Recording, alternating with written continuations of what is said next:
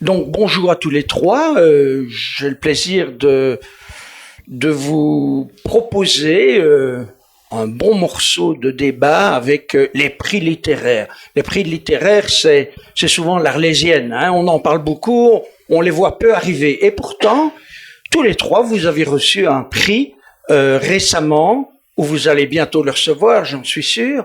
Alors, Catherine Barraud, qui est le dernier Rossel en date, hein, Catherine Barraud avec un très beau roman, La confiture de mort. Nous avons Bernard Gueur avec plusieurs prix, c'est peut-être parce que c'est l'aîné des trois. Alors, est-ce que ça voudrait dire que parfois les prix littéraires sont décernés à l'ancienneté?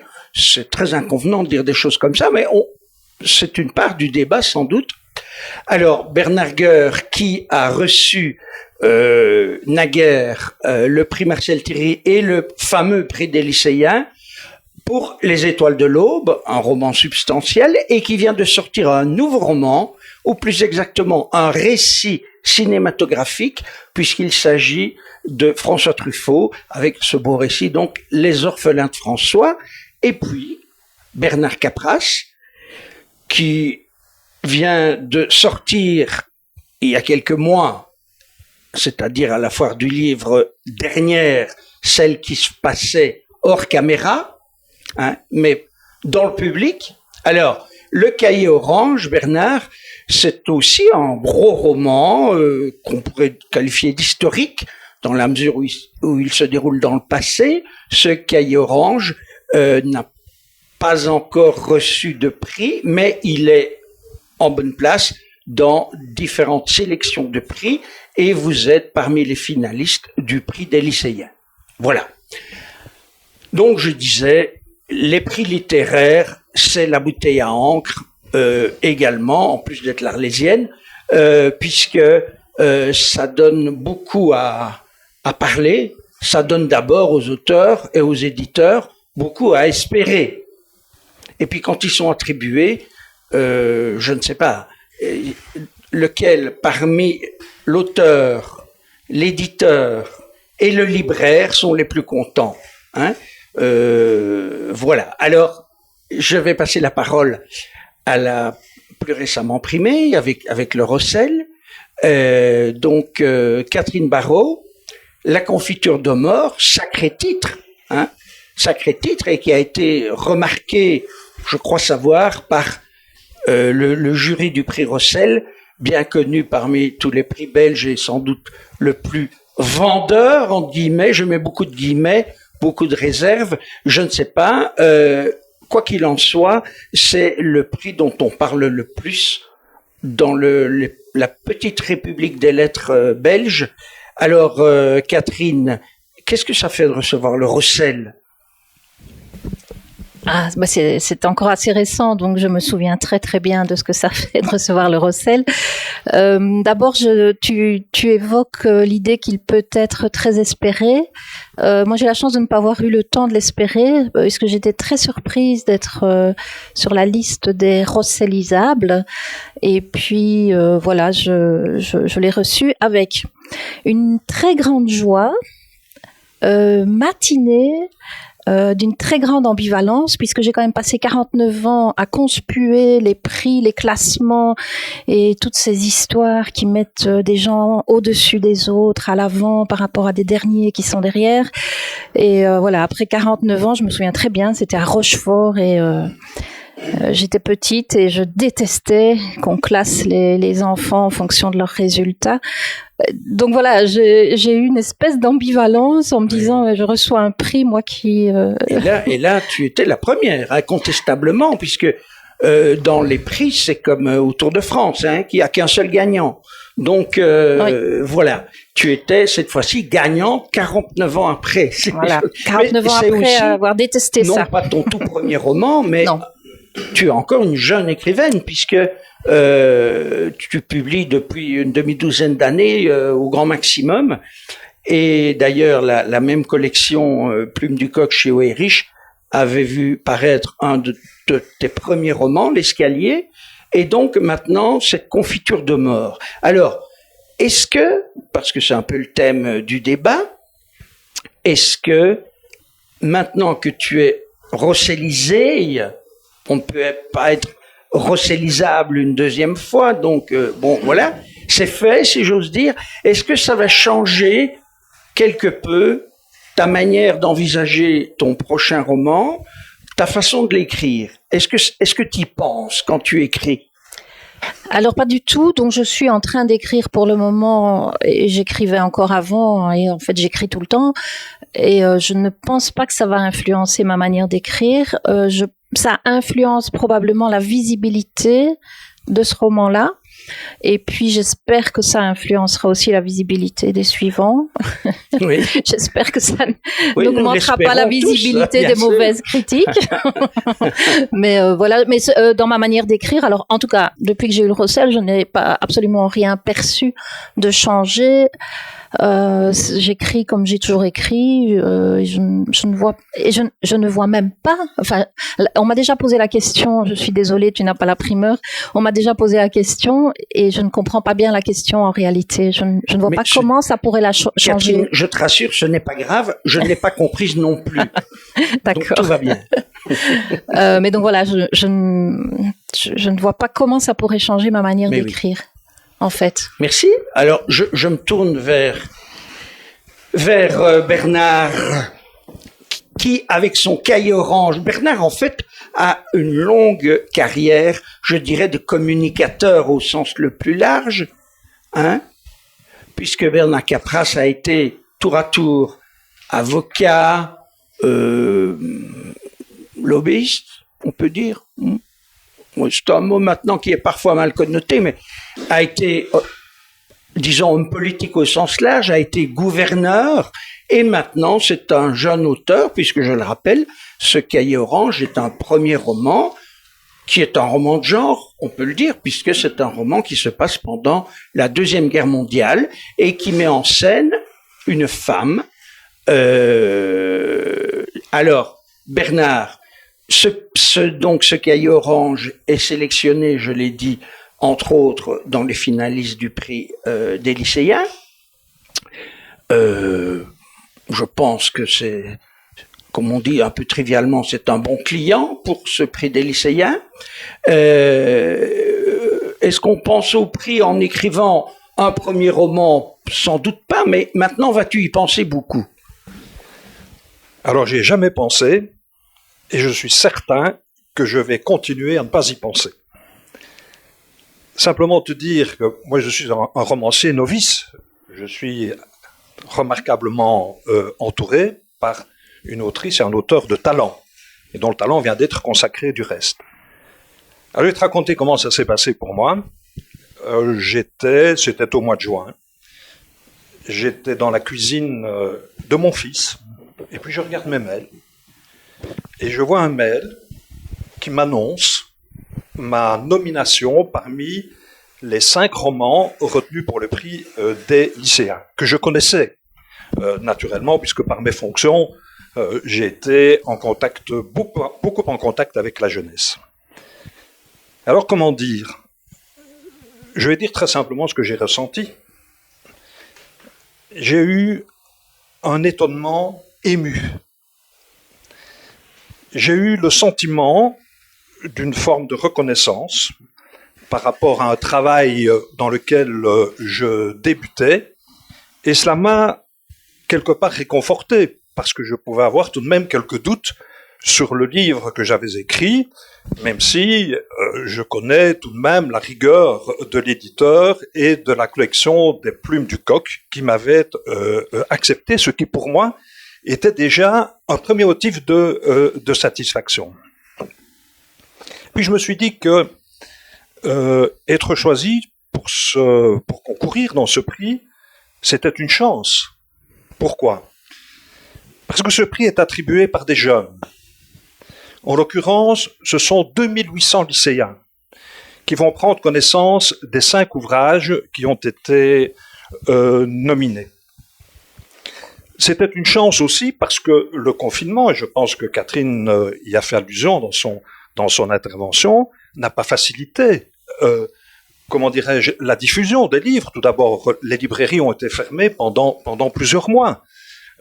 au moment où nos ouvrages respectifs sortaient. Donc, c'était une première chose. L'autre qui me paraissait vraiment fondamental, c'est le fait que ces jeunes de 16, 17, 18 ans allaient me lire. J'avais en quelque sorte trouvé un public dès le départ. Et qui plus est, ce prix implique normalement, et j'en discutais avec Bernard Gueur avant que nous ne commencions, de nombreuses visites dans les classes, de rencontres avec les lycéens. Et là, malheureusement, la pandémie a freiné de manière importante cet aspect des choses. Néanmoins, j'ai eu plusieurs rencontres en classe, des rencontres en distanciel, selon un mot que j'ai appris un peu comme nous tous, je suppose. Je sais d'ailleurs pas s'il est français, peu importe, on le francisera s'il le faut. Et ces quelques expériences m'ont montré la force de ce prix, parce qu'il implique des jeunes, parce qu'il les amène à la lecture. Et tout de même, 5 ouvrages, dont le mien, qui fait tout de même un nombre appréciable de pages, c'était pour eux un défi qu'ils ont, je trouve, magnifiquement rencontré. Et j'ai eu des témoignages de ces jeunes qui m'ont été adressés par leurs professeurs, vraiment formidables. Et je peux dire ceci, ce qui m'a étonné, c'est que ces jeunes m'ont appris des choses, y compris sur mon propre livre. Ça, c'est une expérience vraiment formidable. Voilà, je vais m'arrêter là, parce que je ne voudrais pas trop monopoliser la parole. Alors, avant de passer la parole à Bernard Gueur, l'autre Bernard, je voudrais simplement, pour les gens qui nous écoutent, préciser que s'il y a bien 2 prix différents, mais mêmement importants, dans les prix littéraires en Belgique, c'est bien le prix Rossel, avec un jury composé essentiellement de gens de lettres au sens large, écrivains, anciens prix Rossel eux-mêmes, journalistes, chroniqueurs littéraires et libraires. Bon, donc des professionnels du livre. Toute autre chose est, comme Bernard Capras vient de le souligner, le prix des lycéens, qui est effectivement, il y a une présélection faite par des pédagogues, des profs de français de 5e et de réto, comme ça les jeunes ont un âge, et également après, donc pour laurer le gagnant, si j'ose dire, bien que tous les 5 gagnent à être finalistes, parce que je crois effectivement que la rencontre avec un jeune public de lecteurs est vraiment très intéressante, d'abord pour l'auteur et bien évidemment pour le professeur, et puis in fine pour les jeunes lecteurs, et ça change, croyez-moi, souvent vraiment leur regard sur l'objet livre, qui n'est plus toujours un objet familier pour eux. Eh bien, là, effectivement, c'est un tout autre prix, et je crois sincèrement que ce sont les 2 prix principaux en Belgique, même si le prix du second roman, lui, ne concerne pas que les auteurs belges, et lui aussi est un prix très important. Alors, je me tourne maintenant vers Bernard Gueur. En tant que liégeois, je pensais qu'il allait me sauter au visage, mais comme je suis liégeois moi aussi, j'assume. Le prix Marcel Thierry, qui est un très beau prix aussi de littérature, d'ailleurs dans la Maison de la Francité, c'est un bonheur pour les murs, je crois, de raisonner au nom de Marcel Thierry. Toi qui raisonnes au nom de Marcel Thierry, hein. Salut à Vancouver. Excusez-moi. Alors, Bernard Gueur donc a reçu le prix Marcel Thierry pour les Étoiles de l'Aube, un roman historique aussi qui se passe également pendant la Seconde Guerre mondiale. Et puis, il a eu le prix des lycéens il y a quelques années. Prix des lycéens, voilà, que Bernard remportera peut-être, c'est très bientôt qu'on connaîtra le fin mot, je crois. Mais Bernard a eu aussi cette belle expérience de rencontrer des jeunes lecteurs. Et puis des tas d'autres, bien sûr. Alors, Bernard Gueur, qui a commencé sa longue carrière littéraire, parce que ça fait quand même un demi-siècle que tu publies des livres. Le premier, déjà un peu un coup de maître, hein, avec une préface de Robert Sabatier. Ah.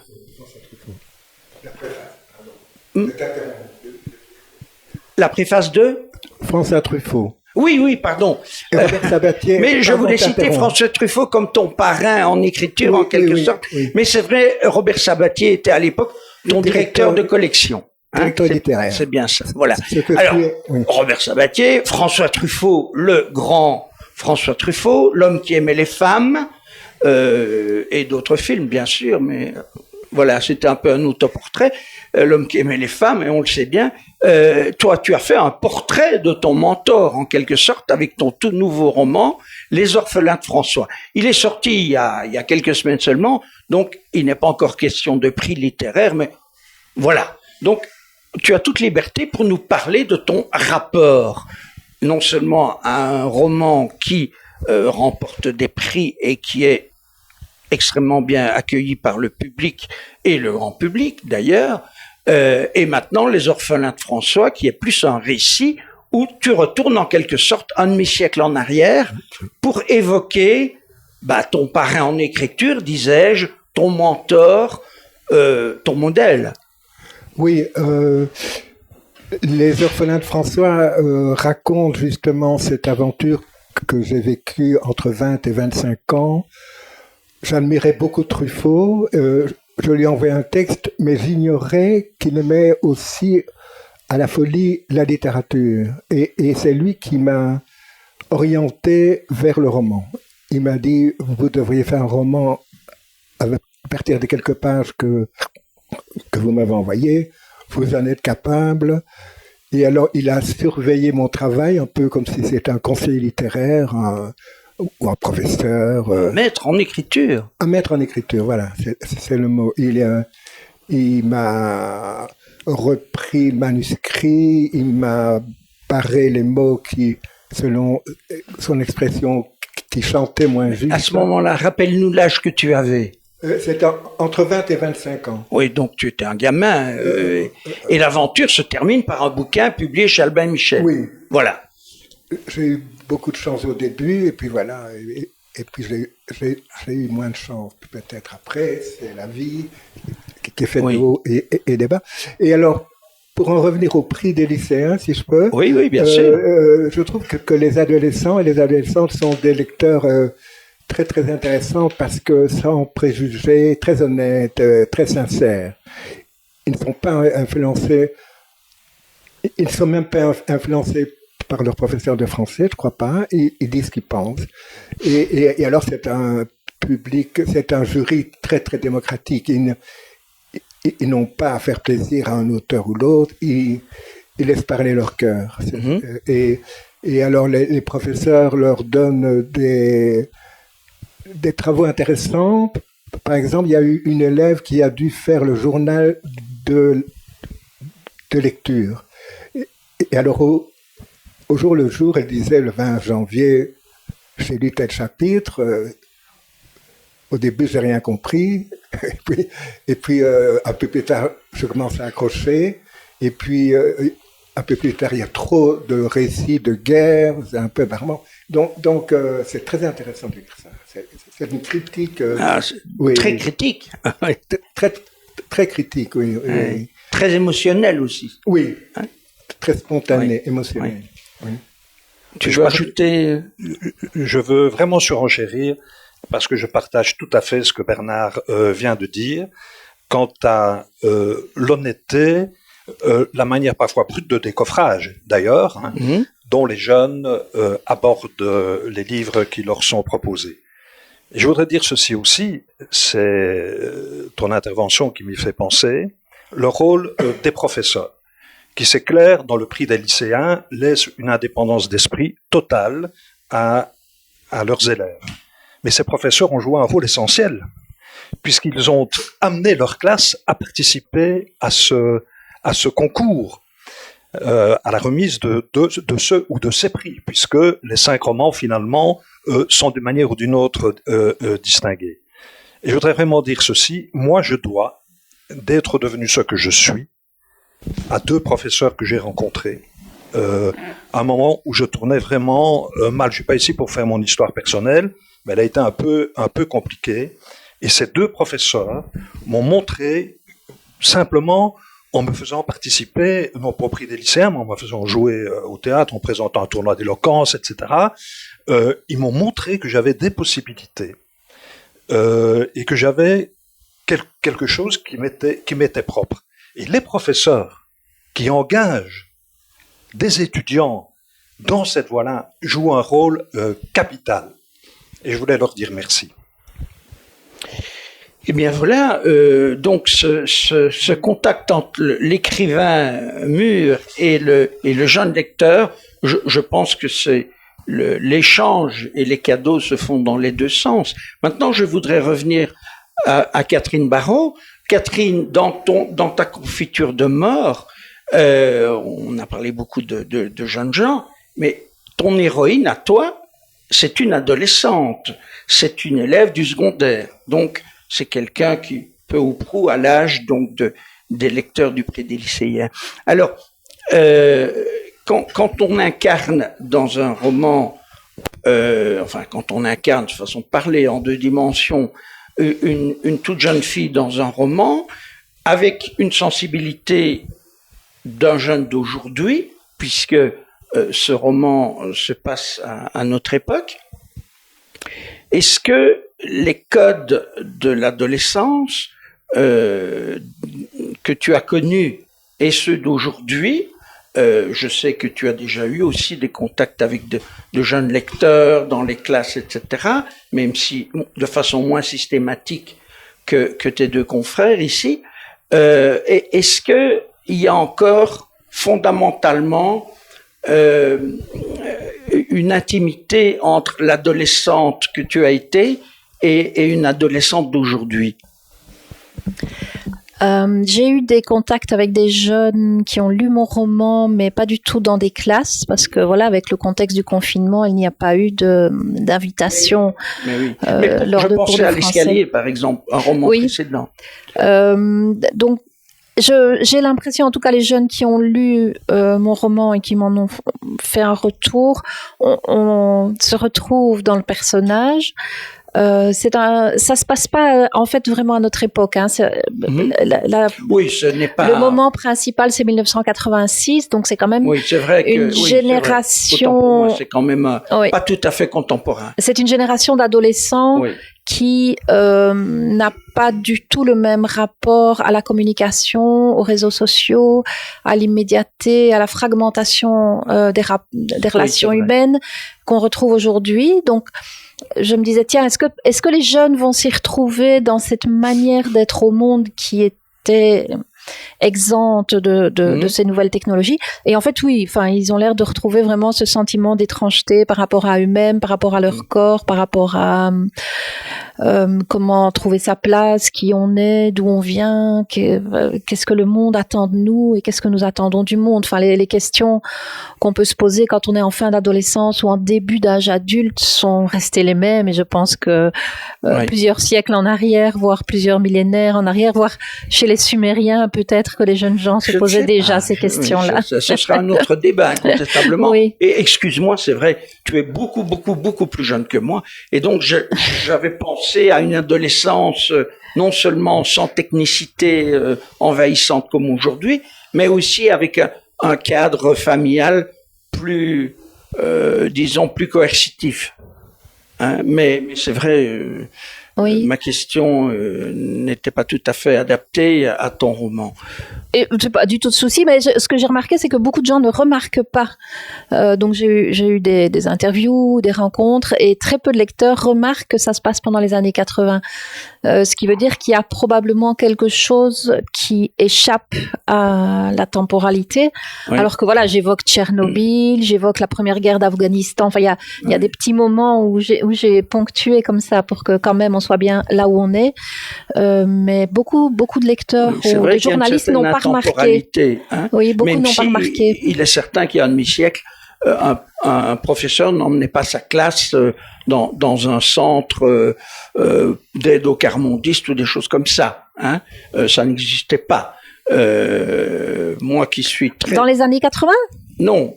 Ah oui. Non. J'ai dit il y a un demi-siècle. Ah oui. C'est-à-dire mon enfance, mon adolescence à moi. Oui, d'accord. On ne sortait pas de l'école, on était bouclés. Ah oui. Ah oui. Alors, voilà. Est-ce que vous voulez rebondir sur cette question que je posais à votre consoeur, c'est-à-dire, est-ce que, bon, toi Bernard, tu t'es plongé non seulement dans une autre époque, là de façon très marquée, très explicite, mais en plus, en quelque sorte, tu es, non pas Madame Bovary, mais ta jeune héroïne, résistante, mais en même temps coupable de contact amoureux avec un officier allemand. Je ne vais pas en raconter plus pour ne pas déflorer le sujet, mais au contraire pour donner en matière d'apéritif. Mais voilà, est-ce que c'est pour un romancier, et qui plus est un jeune romancier, ça ne pose pas un gros problème de changer de sexe, de changer d'âge, de changer de personnage? J'ai eu la chance d'avoir beaucoup de témoignages, notamment dans la manière dont les femmes ont été considérées dans les années 30, 40, 45, 50. Parce que jeune avocat, j'ai recueilli ces témoignages. Et mon héroïne, au début de son histoire en Ardennes, elle a 16 ans. Ce qui m'a frappé et quelque part terrifié, c'est de découvrir la manière dont ces jeunes femmes, quelquefois incroyablement talentueuses, ont été asservies par l'époque, par leur famille. Oui. Et cela a duré d'ailleurs un certain temps, parce qu'enfin j'ai redécouvert le livret de mariage de mes parents. La femme doit obéissance à son mari. Ces femmes ont vécu cette contrainte, j'allais dire, de manière héroïque, quelque part. Et je me souviens, je me suis marié très jeune, c'est en 1970, pour ouvrir un compte en banque, mon épouse a dû avoir mon autorisation. C'est tout de même assez extraordinaire. C'est pour ça que, au travers de cette trame sur le sort des femmes de cette époque, j'ai voulu faire de mon héroïne une femme libre. Parce qu'enfin, elle se débarrasse de toutes ces chaînes au travers d'une aventure qui, du reste, a un fond de vérité, puisque ce livre est né d'une indignation. On avait attiré mon attention sur une femme, et j'ai d'ailleurs gardé son prénom dans mon livre. Elle s'appelle Olga, qui était une véritable héroïne. Voilà. Qui justement, c'est peut-être le moment de rappeler explicitement que ton personnage est inspiré d'une personne réelle. Oui, tout à fait. Et les péripéties dramatiques sont aussi réelles. Oui, cette jeune femme, cette Olga, qui d'ailleurs était une très belle femme, s'est comportée de manière héroïque, a aidé la résistance d'une façon, en risquant sa vie, mais de manière un peu naïve. Et par ailleurs, elle avait effectivement une liaison avec un officier allemand qui, du reste, l'a servi pour, si je puis dire, alimenter le camp de la résistance. Elle a été maltraitée d'une façon épouvantable. J'ai voulu la faire réhabiliter. Voilà. Et je n'y suis pas arrivé. Pourtant, j'avais quelque influence à l'époque, mais les autorités locales s'y sont opposées en me disant « Ouh là là, vous allez réveiller un passé difficile, douloureux, et donc cette indignation... » Et et le gouverneur que tu as été, s'il n'y est pas arrivé, le romancier, lui, que tu es aujourd'hui, y arrive parfaitement. Je suis content que tu me dises ça. Cette personne est décédée évidemment il y a très très très longtemps. Elle a des enfants que je n'ai d'ailleurs pas rencontrés. Elle a fait l'objet d'un travail d'un collectif de femmes auquel je fais d'ailleurs allusion à un moment donné sur la fin du livre. Et donc oui, c'est voilà comme quoi quelque chose que vous portez qui vous touche profondément peut à un moment donné ressurgir. Sous la forme d'un roman. Je lui dois beaucoup, en fait, à cette personne. Absolument. J'espère que tu tiens un autre personnage d'une même richesse pour pour le prochain titre sur lequel je crois savoir que tu travailles. Oui, oui. En fait, j'avais terminé un nouveau roman et je vais aller jusqu'au bout de la sincérité. Je l'avais envoyé à mon éditeur en disant voilà, je ne sais pas ce que vous en pensez. J'ai relu le livre pendant la nuit et le lendemain, je lui ai téléphoné en disant écoute, je suis pas du tout satisfait. Tu mets ça à la poubelle. Hein. Il y a des poubelles maintenant sur Internet. Hein. Enfin, toi, tu n'aimes pas tu n'aimes pas beaucoup ça, mais bon, ça facilite un peu les choses. Hein. Donc, je lui dis tu le mets à la poubelle. Je dois retravailler. Et donc, mais c'est en cours. Et effectivement, ce seront de nouveau le destin de quelques femmes, voilà, attirées également de l'imagination, mais je pense aussi on imagine beaucoup, et je pense pourtant qu'on n'invente rien. Oui, on se réjouit de lire cette nouvelle version prochaine, et je salue l'esprit d'autocritique d'un jeune auteur. Bon. Bernard, on a parlé du personnage de création aussi bien chez Catherine Barraud que chez Bernard Capras.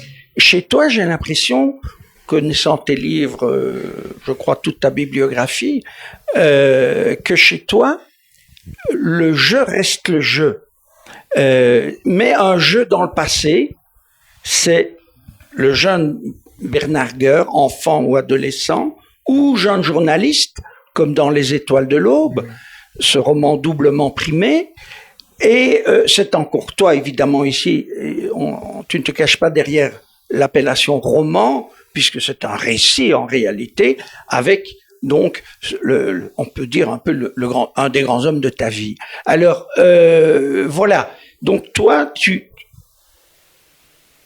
es ta propre source d'inspiration. Oui, j'aime beaucoup écrire à la première personne du singulier. J'ai vu que c'était le cas de grands auteurs comme Charles Dickens, écrit presque toujours à la première personne, David Copperfield. Oui, oui. Patrick Modiano écrit toujours. Voilà, c'est aussi un cousin en écriture. Hein. Oui, un vague parent, mais un lointain parent. Et puis, je trouve que Bernard a raison d'être très autocritique et d'être très sévère à l'égard de lui-même. Et on n'est jamais assez sévère à l'égard de soi-même. Oui. Et c'est l'avantage d'être parfois refusé par un éditeur parce qu'on se force à améliorer le livre par orgueil. On dit voilà. Il n'en veut pas, eh bien, il va voir. Donc il vaut mieux ne pas être accepté trop vite par un éditeur. Il faut être très très dur envers soi-même, je trouve. Et alors, Bernard, je m'intéresse à la même époque que lui. J'ai beaucoup l'occupation, la guerre, parce que c'est un temps qui fait sortir le meilleur et le pire des gens. Le meilleur, oui, ça c'est clair. Oui. Oui. On voit des héros à la vertu de patriotisme dans cette génération, elle était évidente. Les jeunes gens, ils trouvaient normal de risquer sa vie dans la résistance. Oui. Et je me tourne vers Catherine Barraud. On a commencé avec toi, Catherine. Ce petit entretien va se conclure avec toi. Bon, cette confiture de mort légèrement décalée dans le passé, ce prix Rossel dernier, puisque voilà, on ne sait pas comment les choses se passeront à l'automne, mais tu as été sans doute la première Rossellisée de façon par écran interposé. Hein. C'est quand même sans doute très frustrant parce que ce genre de rencontre littéraire, ça a un côté toujours passionnant. Bon, alors espérons que tu reçoives un autre prix important pour ton prochain et que là tu pourras le vivre en direct, in vivo, mais en attendant, tu peux nous dire quelques mots de ce roman que tu as sur le métier maintenant ? Difficilement. Parce que... bon. Mais bon, voilà, hein, si tu veux garder tout ça sous le boisseau. C'est-à-dire que quand j'écris les romans, le texte prend la main et donc je dois être très humble et parfois il me réserve des surprises. Donc Tu connais déjà ton personnage principal? Oui, ça oui. Il existe. Homme-femme? C'est une femme cette fois-ci encore. Femme, oui. Mon premier personnage principal était un grutier, un homme grutier, dont j'ai gardé un souvenir marquant. Et il m'a vraiment fait entrer dans la création. Mais voilà, ici, ce sera une femme pour des raisons. On ne va pas te faire violence. Non. Hein. Okay. Gardons cette femme secrète. Alors. Voilà, je vous remercie tous les trois. Je rappelle que vos trois romans, tant celui de Bernard, Les Étoiles de l'Aube, de Bernard Gueur, que celui de Bernard Capras, Le Cahier Orange, que celui de Catherine Barraud, La Confiture de Mort, ont tous trois paru dans la même collection qui s'appelle Plume du Coq, aux éditions Weyrich. Voilà. Merci encore. Merci. Merci Christian.